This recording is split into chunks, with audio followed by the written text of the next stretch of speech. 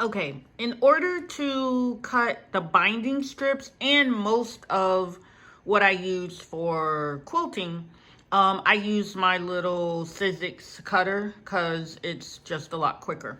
Um, Now what I did with this fabric, oh gosh, my hands look horrible. I did with this fabric, I folded it as many times as I could so I can cut out as many pieces as I can. And this will cut a really wide strip that I can fold down into 2.5. Now this, it's not coming over much further. So this little tiny strip that's gonna end up on top, I'll use for something else later. Okay, so now I've got the fabric loaded on, or folded and onto the Sizzix die.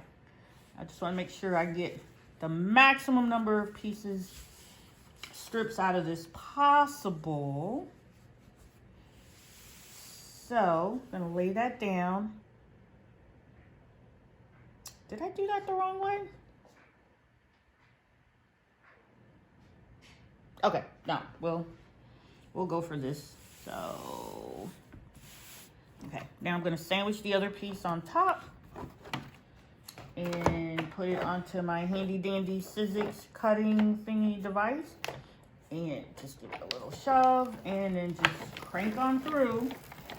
And this will cut through all my strips and they'll be the exact same size and width. Now, I like to get to the end and just run it back through one more time, simply because I want to make sure it cuts all the way through. And that's that. So, set that aside, just here. So now you can see we have extra quilt pieces. Now, you can see right here, it didn't go through all the way, so I'm just going to get my scissors. Thought I had them right here. And I will just cut that part. That happens sometimes, but it's not a big deal. So, and then you get another little dangling piece, and we're going to cut through that as well. So, got that piece. Never pull or snatch it apart because it messes up your end piece. So, yeah. So, okay, so that got me 2, 3, 4, 5, 6, 7 strips. Okay. So, I'm just going to lay that aside and I'll do all this trimming and get it all cleaned up before I get ready to start sewing. Oh, I've got... Now this is the last little bit of fabric I have. I am seriously running out, so I'm hoping that I don't have to buy any more fabric to finish this quilt. Another reason, what I found, when you don't buy fabric in the same lot or off of the same bulk, your fabric pieces the color can vary just enough that you'll notice. So, okay, I've got this red, this polka dot, which is like my favorite. Fold it down. One thing I know my Sizzix cutting die hates is when I put a whole bunch of fabric in there. So I'm just going to put it in there and I'm going to make it cut it. And sometimes it takes a little elbow strength, but yeah. So it's cutting through. As you can see. Let me bring it over a little more. And like I said, I cut it through twice to kind of make sure it cuts all the way through to the end. And then that's less trimming that I'll have to do. So this is what you do if you're going to make your own seam binding for the quilt and or quilt pieces. So just going to set it here. And then, yeah, remember we got that little extra piece that we really weren't going to need, or we'll do something else with. And something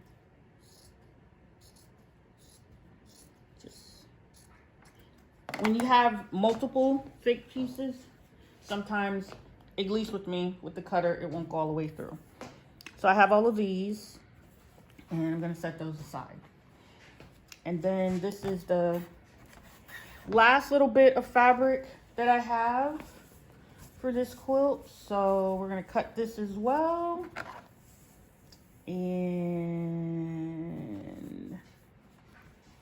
then we're gonna start making our seam binding so we can attach it to our quilt. What fun. Gonna make sure. What I'm doing is making sure that on that die, I think you can see the little, where the little razors are on each head, on the edge. I wanna make sure that the fabric is laying on the outside of there so that it actually does cut or get cut. Because otherwise then you gotta cut it by hand, and I like cutting it straight. Or making sure it gets cut straight. So these Sizzix die cutting strips save you a lot of cutting by hand. And lately, my hand tends to cramp up if I do a lot of cutting. I actually have an electric scissors, which I use sometime, and that's super helpful. So now let me go ahead and sandwich this together again. So we got all this together. So we're gonna put it on the Sizzix die, and we're just gonna crank it so that it'll go all the way to the edge. Sometimes you want to hold it in the middle. And I don't know if I think they still make this Sizzix die. I'll put it down below on the website to let you know.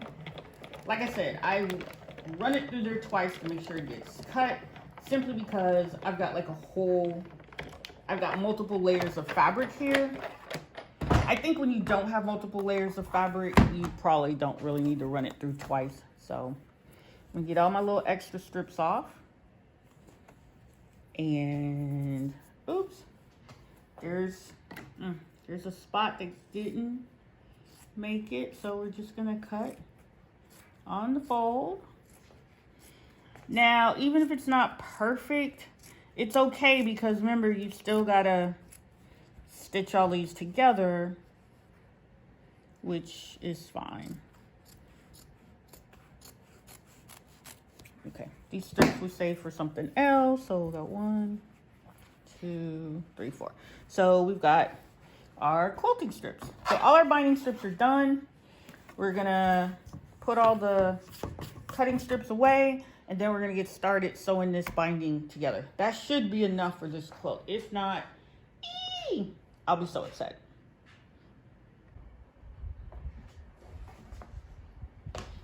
Okay, so working on my binding strips, I'm taking 2 of the pieces of fabric and laying them right sides together. And then I'm gonna use a little marker here, one of the little indentations here on the sewing machine. And I actually, for me, it's about the width. Let me see if I can show you. Yeah, can we get closer? It's about the width of the presser foot. So I'm just gonna lock that down and stitch straight across. So you, depending on the length of your fabric, you're gonna have to make a lot of these so that you get the right length of your quilt. So that's one seam looking good. Looks like, ooh, I messed up here a little bit, but I will fix that. And you're just gonna keep attaching all your binding strips together, and then I'll show you, we're gonna take them over to the sewing machine and we're gonna iron all these in half. So it'll be easier working with the quilt.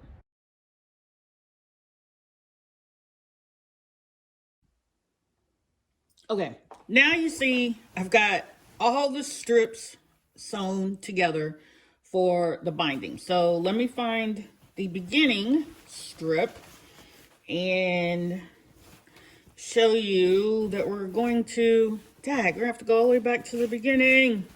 Where is it? I know it has an end. And honestly, I did not measure the edges and parameters of my quilt. So I just made lots and lots of binding, and hopefully when I put it on the quilt and get all the way around to the end, there will be enough of the binding. Otherwise, we'll figure it out as we go. To me, quilting, crafting, it's an art form, so it can be very individualized, and you got to go with what makes you happy, and it'll be fine. So iron's already nice and hot. So all I do is fold this in half, and when you get to this little binding part here, you can either be super lazy like me and just fold it in half and keep on chugging, or open it up and flatten it out, and there you go. It might be a wee bit of a hump, but not even a hump in your quilt binding. I don't think you're going to see it, and I don't think anybody's going to feel it, and I think it will be just fine. Like I said, there's lots of ways for folks to do this, and I'm going to actually, because I'm using the little ironing board here, I'm going to do it like this so that I can just keep folding and then pulling it under. It's just my way of doing it, and I just thought this up right now. So we've got to press all this. You don't have to press it if you're like really good at eyeballing it, at just looking at it and folding it in half. When you get it onto the quilt, you can do that. But for me, it's gonna be a lot easier if I fold it now, fold it in half, so I can see so when I pin it to the quilt and get ready to sew it down, that nice little fold will already be there. So it won't be so traumatic. And I know you guys don't want to sit here and watch me iron this whole really long binding strip. So I'm going to pause now, but I think you get the idea of this part. Make sure it's nice and even. I think you get the idea, and when I take it over to the quilt, I'll show you how I attach it, okay?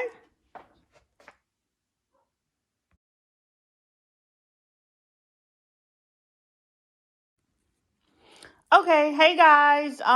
Okay, this is the back of the quilt, and I'm gonna zoom in a little bit closer. Yes, there's one whole row I missed, but it's not gonna look that bad. So overall, I think I did a fairly decent job with the back of the quilt, considering this is the second quilt that I've made.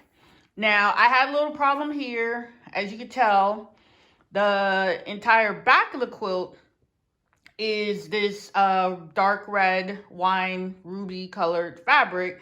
But then when I had put it on a quilt frame, I put it too short. So I had some white fabric, and so I put it there because I figure it's the back of the quilt. Nobody's going to see it. Nobody's going to know. Remember, a quilt is a work of art, work of love. Every stitch is love in it. So you have to find your own joy within your own quilt. Don't worry about what anybody else says. You just do it and what makes you happy. So give me a minute. I'm going to flip this over so you can see the entire top side of the quilt.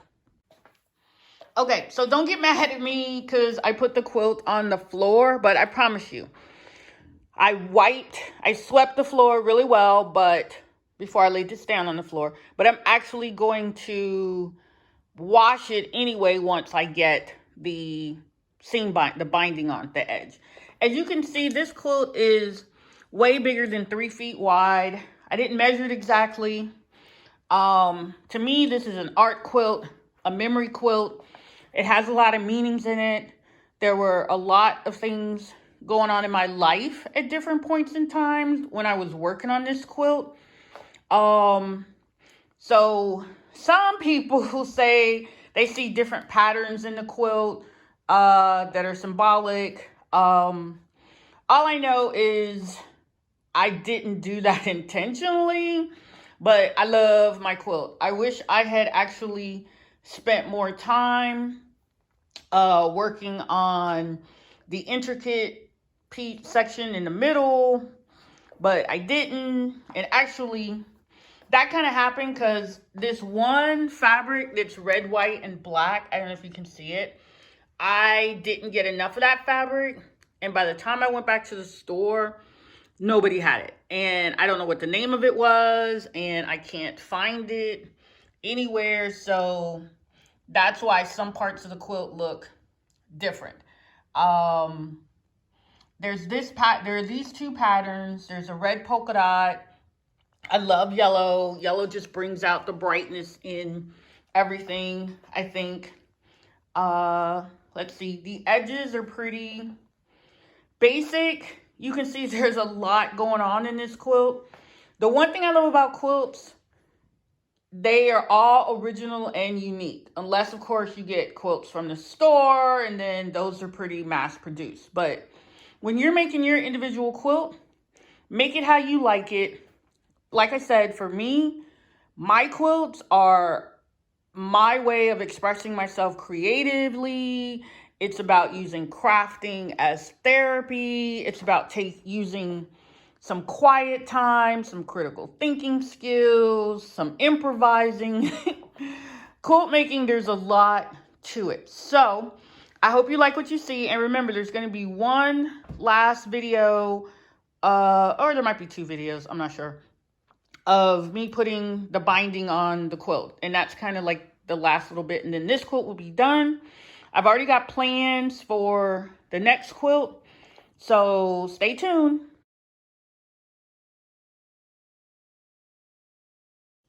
Okay, so I've got the quilt up off the floor and onto the table.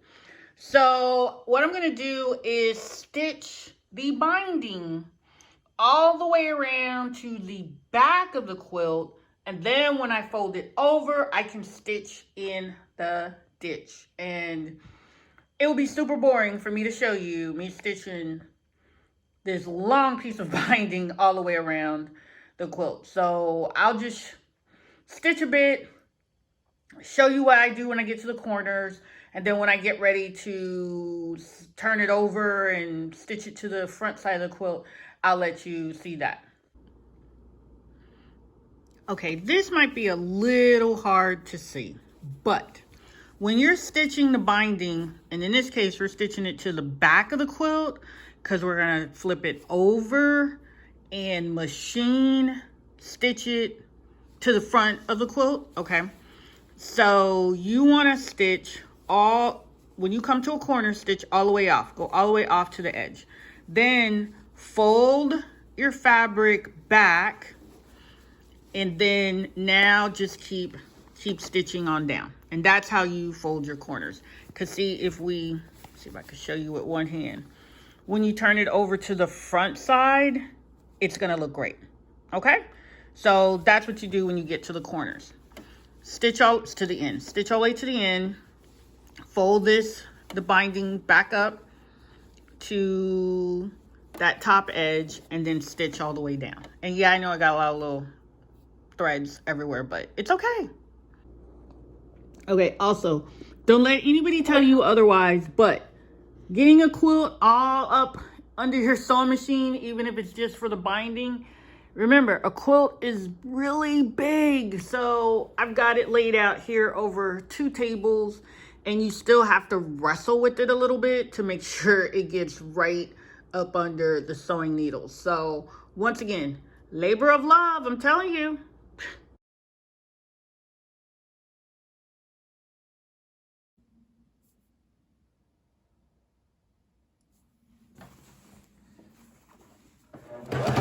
Okay, so this is me just attaching the binding to the edge of the quilt so that I can flip it over.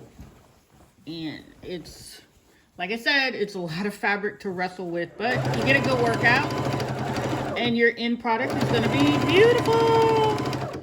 Now, I know some people might use a walking foot or stitching a walking foot.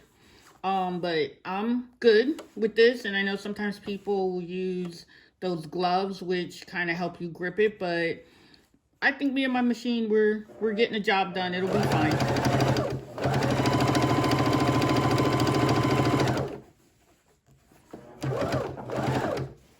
Oops, got more. I'm just hoping I have enough binding strips to get to the end of this. I hope, because otherwise I'm gonna have to go get more fabric.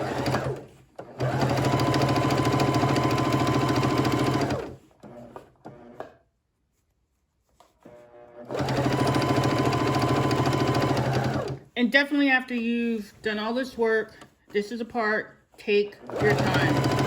Because you don't want to have to spend time pulling all these stitches out if you do it wrong.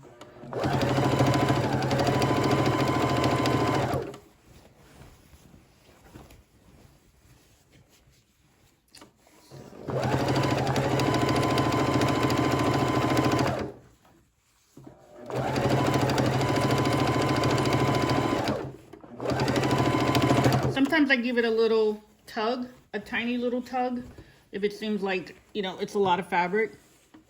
This particular sewing machine is really good for multiple layers of fabric. And I saw that puckering a little bit, so I'm just gonna go back a little bit.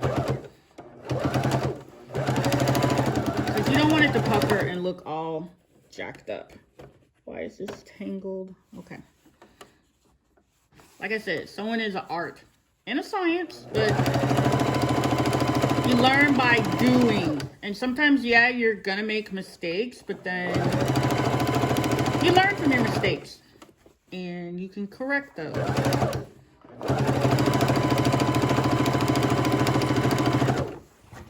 Okay, and yep, I think I'm gonna have enough binding to make it all the way around.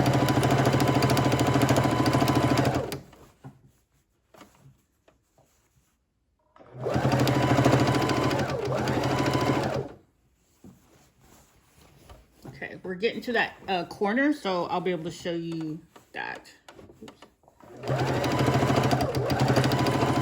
And remember, I'm just sewing over about the width of the presser foot. And that works for me. So what works for you might be a little bit different.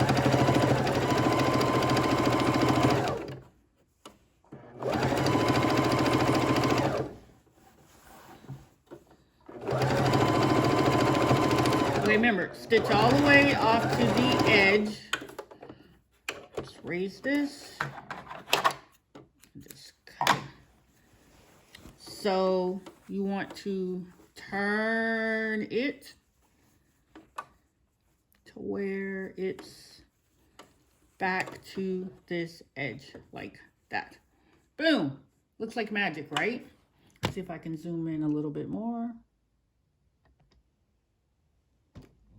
Just for sure want you to see that bit. So stitch all the way off to excuse me, stitch all the way off to the edge, and then just fold it back and put it back under there and keep going. Now you might want to use pins or quilt clips. That's entirely up to you. I'm kind of happy with doing it this way. So we're almost to the end. Going all the way around, and I am definitely gonna have enough binding strip. Yay! Yay! So that's like a good thing. Okay, I know you guys are tired of watching all this by now, so I'm gonna pause and then I'm gonna lay it out on the floor again so you'll see how the binding went on the back. Flip it over, and then I'll stitch it in the front. Now, I know you're probably wondering, oh, yes, okay. So I've gotten back to where I started, where I put the binding on. And so I've got lots and lots of fabric left, which is cool. But, okay, this piece, I think this is about 4 inches, so that's fine. I'm just going to go ahead and cut the binding a little bit past where I started, just in case I make a mistake.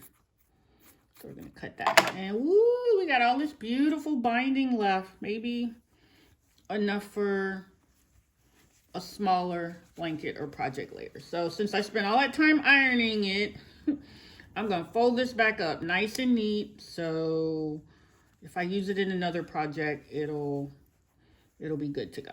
So, okay, I'm being messy here, but okay, we got it. All folded up. So we had lots of extra. And if I had measured, I probably wouldn't have had this much extra, but that's me. If you need to measure, you measure. Me, winging it. Okay, so now what I want to do, I'm gonna fold this a little bit so we don't have this jagged edge. So I folded that in about, it's about 1/4 of an inch. Okay, maybe that looks a little more like half an inch. Okay, so that's fine. So now I'm gonna even this up a little bit. You can just kind of iron it with your fingers a little bit. And then I'm gonna take this piece and slide it down in there. And seems like I cut a little too much than I want to put in there, because you don't want it to be like all bulky crazy. So cut that little piece off and gonna slide this right on inside. Just slide that in there, tuck it down. Okay, probably got a little too much. I'm gonna cut a little bit more off.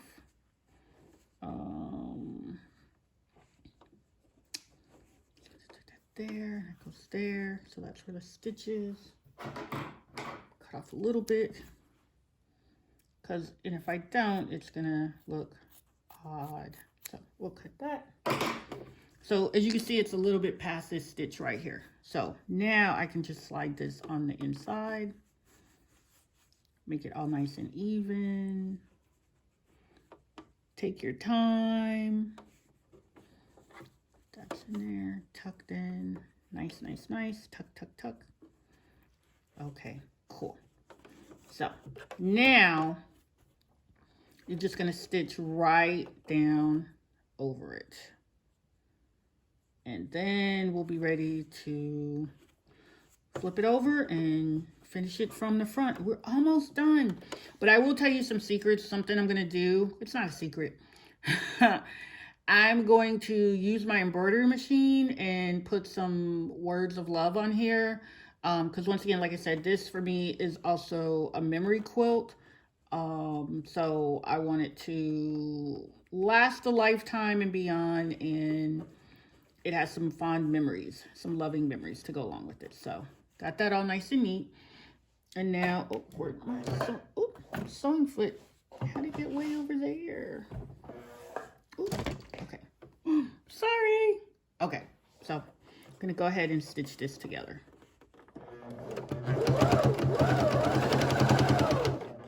Take your time, remember. You want these sections to join without it being a big, crazy, ugly pucker. And yeah, I did make a big, ugly pucker. Okay, it's my quilt, so you be more careful than me when you do this and you'll be fine. Okay, so I'm gonna lift that up. And where'd my scissors go? And cut that off. And now you'll see when we flip it over, it all blends together. Cool, right? Okay, now you can see where I put the binding. This is the back of the quilt. So what we're gonna do shortly is flip it over and we'll be stitching from the front. But you know what? I'm gonna do this after I have lunch because I'm getting really tired, and I can honestly tell you, quilting, sewing projects, don't do it when you're hungry or tired, because that's when you kind of try to rush through it and make mistakes. So this is just about done. And remember where we intersected? See how I messed up?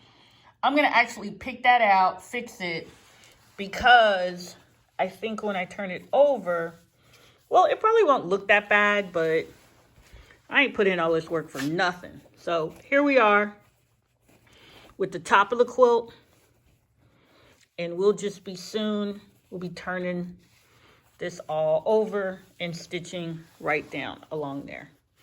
And we'll we'll deal with that when we come to it. So, almost done. I'm sad and glad that I'm almost done. So,